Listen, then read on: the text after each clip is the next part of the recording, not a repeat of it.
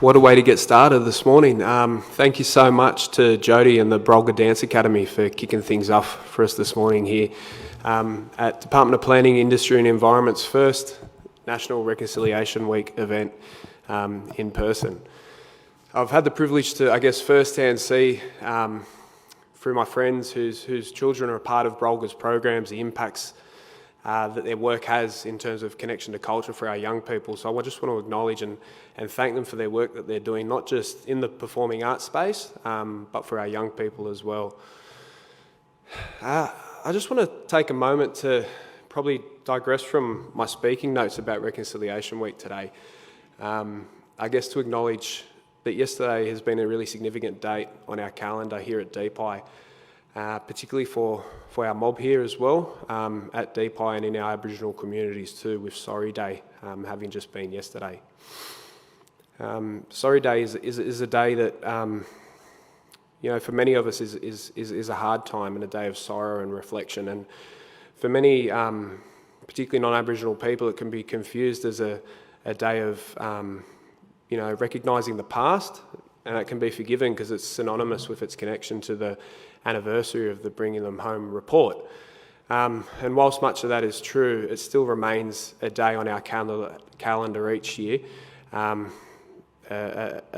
challenging day and a day of a sorry day for much of us here at DPI that still wrestle with the impacts of failed past policies around forced child removal, and still navigate the impacts of current policies that disproportionately impact our communities today. On that sort of note around sorry and around business, it was tragic to hear some news yesterday around the passing of one of our own DPI mob here, and I'd like to just take a moment. I have no real words that can articulate the pain and experience that particularly our staff up on Gumbaynggirr country might be experiencing right now. But I'd like to take this moment to recognise and acknowledge the business that's happening there, and I'd like to ask everyone to join us in a moment, to stand with us and join us in a moment's silence. Thank you.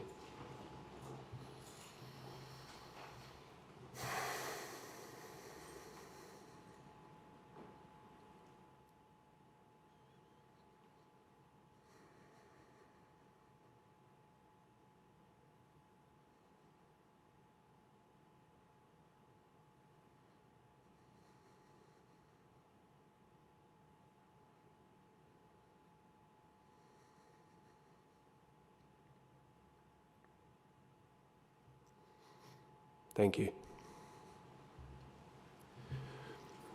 I think I speak for many of us today when I talk about how important the values we hold here at DPI are, particularly around being kind and looking out for each other. And for any mob that might be struggling at this time, it's important to look out for each other, check in and make sure we're doing okay.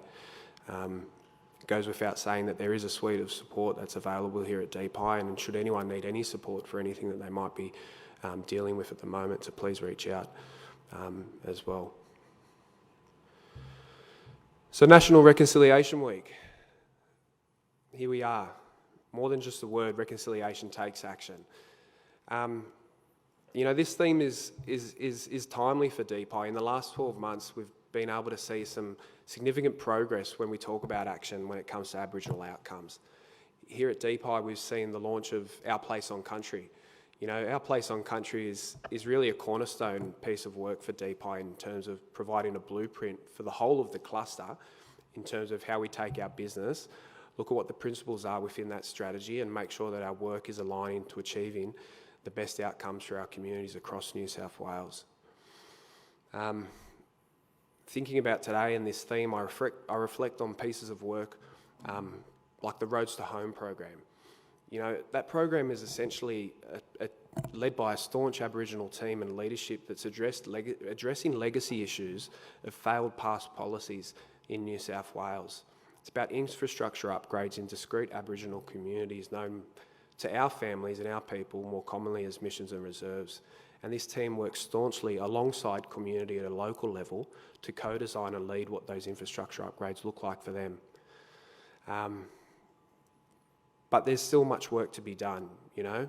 Whilst there's great things happening, we acknowledge that there's a long way to go, and we're making moves in the right direction, particularly when it comes to our people's access to land and water rights as well.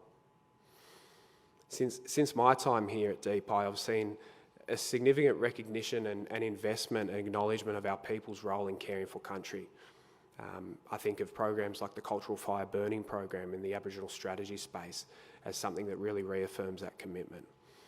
I think of programs like the local Aboriginal Land Council Pilot Planning Project, a project that really embodies DPI's values around being collaborative, being daring, doing work differently, and taking DPI planners outside of this concrete jungle and putting them inside local Aboriginal land councils to work alongside CEOs and staff at a local level to build that capability and capacity so that they have the same access, skills and tools to navigate our planning systems like everybody else.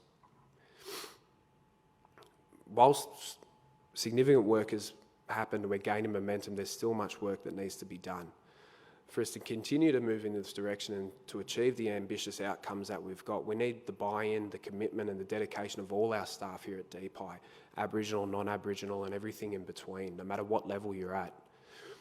I think I speak for everyone here when I acknowledge the leadership that we've seen from our Secretary over the past 12 months in terms of the momentum that we've been able to gain.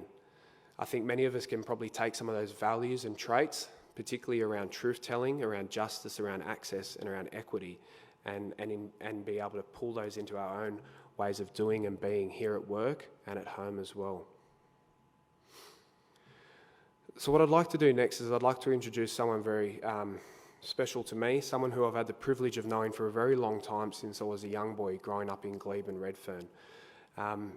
Uncle Shane Phillips is a leader here in Redfern and the city, is well recognised, and most recently he actually took Sally Ann Friedlander, our Deputy Secretary and her leadership team on a full-day cultural immersion experience in Redfern and Sydney Harbour, an experience described by many who participated to myself as transformative.